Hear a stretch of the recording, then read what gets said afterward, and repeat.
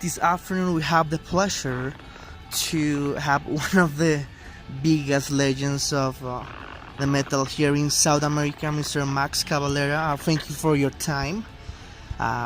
It's the first time that I have the pleasure to doing this interview. So, would you mind if we start with a question about Ritual, this third record that you have with your son on the drums?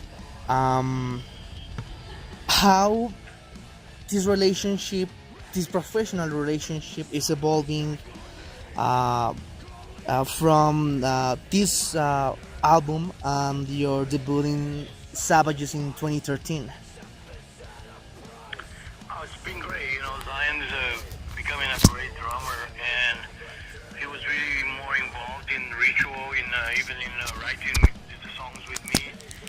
We went jamming together for like a month before the studio time, and we shaped some of the songs together. Like that Behind the Eyes was like an idea of.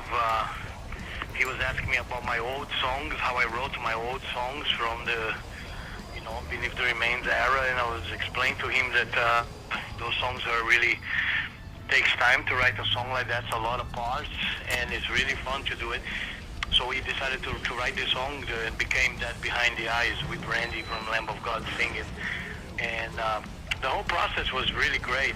I mean, I think Ritual is the most complete SOULFLY album of all time. It has all the elements that make SOULFLY and makes what I like in metal music. It has the groove, the tribal, and the thrash metal, death metal, extreme hardcore metal influence. So with all those things, to me is the most complete, and I'm very proud of this Ritual record. I think it's going to be a classic SOULFLY record. Great, happy to hear that. Speaking about lineups, Mark Rizzo, the second member, like older member on SOULFLY, has become like your right hand, like the hand king for you. How would you describe this relationship that you have with Mark? It's very good, man. Mark is a great guitar player. I mean, he doesn't really write any riffs, and I do all the riffs because that's what I do. I'm a riff man, riff lord. But he is really good about putting stuff on top of my riffs. He adds stuff, and sometimes he changes the riff a little bit the way he plays, and together we make a great wall of sound that I think is very, very kind of like the forefront of SOULFLY. The SOULFLY sound is me and Mark, and I think he's a great guitar player, very underrated, and he's amazing. He's just really, really great, really good, and he gives everything every night, 150%. No matter if there's 100 people or 100,000, he's always the same energy every night, and that's really, just really amazing. And he practiced a lot too. Another thing I really like about Mark, he always practicing in the dressing room. Sometimes I sit by him just to hear he plays guitar, so it sounds really amazing. And we jam together, learning some songs like we are learning right now, Arise and Beneath the Remains for the Russian and South America tour. And so we are jamming together, and it's great. We are really good together, like a really good combo of guitar players. Every band, every cool band, I think, really has that. Judas Priest has it, Metallica has it, Rolling Stone has it, and Beatles has it, and we have it. So it's an amazing thing to have Mark playing together. Amazing. Well, you are very noticeable for having a lot of projects. Let's speak a little bit about Killer Be Killed. I hear that recently you let people know that you have like 10 pre-demo recordings with Troy from Mastodon. So how is this process going on? Can you tell us anything about it? Because that was one of the best releases from this decade, I can tell. It's an amazing work, so there's a lot of people eager to hear more Killer Be Killed. So can you tell us anything about it? Yeah, we had about 4 days of jamming here. They all came to Arizona. Everybody flew here because I have this jam pad that we practice that has a lot of gear and has a lot of room. And so for 4 days we came here. But we did all the stuff like we went to eat together during the day. We went to Filiberto's, Mexican food, and at nighttime I did a barbecue in my house, and we all went swimming. It felt like a real band. It was cool. It was like this really cool connection between all the four of us. And then, of course, we all talk about the record, and we're gonna try to beat the first record, try to make a better record than the first one, and I think it's possible. And I think it's on the way now. You know, it's already started. We already did demos and stuff, and I like the involvement of everybody that's more involved now, especially on the bass area. Troy is more involved now from the beginning, because the other album, the beginning of Killer BQ, was just me and Greg, and we wrote a lot of songs only me and Greg. Now for this new album, everybody's involved from the beginning, so you hear more stuff that is more a bit more like has a bit more Mastodon kind of vibe on it, which I think is really good for Killer BQ. The record I hoping to record next year and have it out next year sometime. You know, I don't know when, but we still have to finish writing and then recording.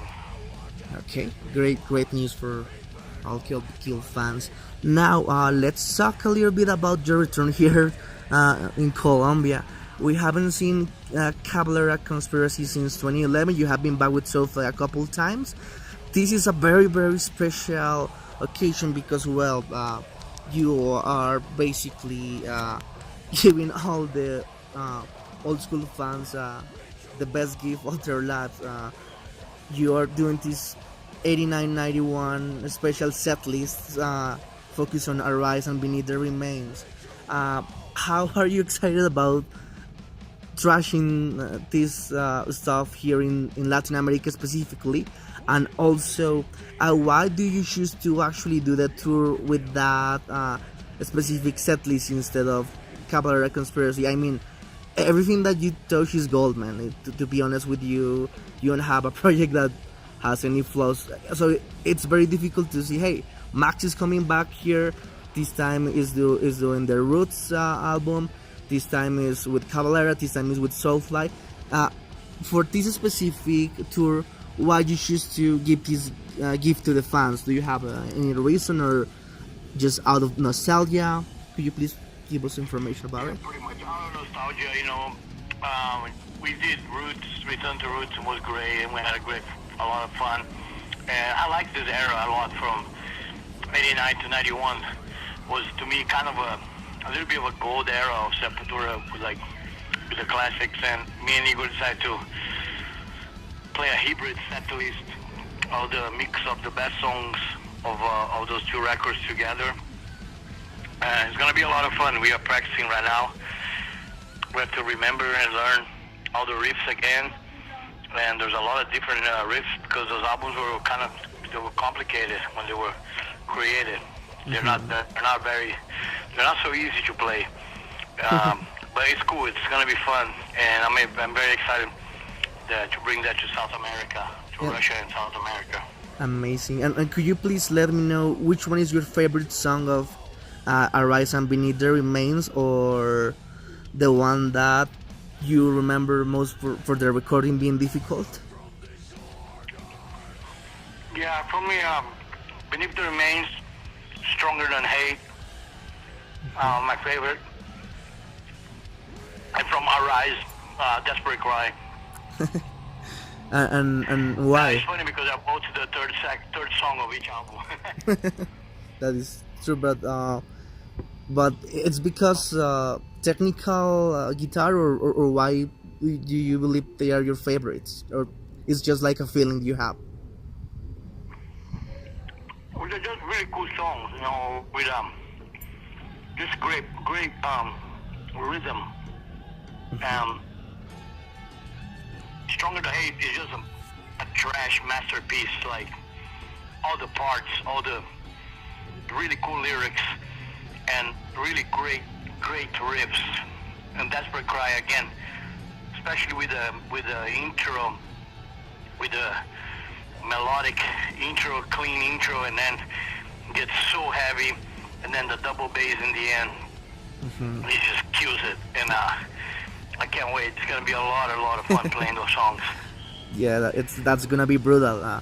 I mean, on the first Cavalera conspiracy concert I almost broke my arm, my right arm, and in the SOULFLY tour that you actually came here to Colombia, I actually got a punch on my head. So it's brutal and it's an amazing experience. We only have 15 minutes, so to finish the interview, I would like to ask you a question about the collaboration that Randy Blythe from Lamb of God and Rose Dolan from Immolation have on your latest record. Could you please tell me how did you set that up and why they appear specifically in those songs, Dead Behind the Eyes and Under Rapture? Yeah, Ross was I toured with him with Return to Roots, and Immolation and Full of Hell were in the bill, and we became friends. And I'm a huge Immolation fan. I love the brand of death metal. All the records are amazing. They have an amazing, just solid career. And Ross's voice is unique. You know, the great, powerful death metal vocals. So before I even entered the studio, I knew I wanted Ross to sing on the album. And so I made the song Under Rapture with him in mind, and I wrote the fast parts in the end with Immolation in mind. It has kind of like blast beats and really kind of black metal, death metal guitars. And the one with Randy was like, that's the song I work with Zion. It's kind of like Beneath the Remains, schizophrenia kind of song. And Josh was the producer, and he was producing the Burn the Priest album. So he went to record to Burn the Priest, and he showed Randy some of the songs. And Randy fell in love with Dead Behind the Eyes right away from the beginning and wanted to sing on that one. And so we just ended up having him, he just didn't want to write any lyrics, so I wrote all the lyrics for it. The song is about Hellraiser and Cenobites and Hell Priests and all this stuff, and it's a crazy cool song. I love both collaborations. I think I collaborated with a lot of people through the years, you know, everybody pretty much in the metal genre, except for some of the big guys like Ozzy and Rob Halford and Bruce Dixon, but everybody else I really see, I did something with it, and this time was Ross and Randy, and they both did great. I love what they brought to Ritual. It's a really great guest appearance. Perfect.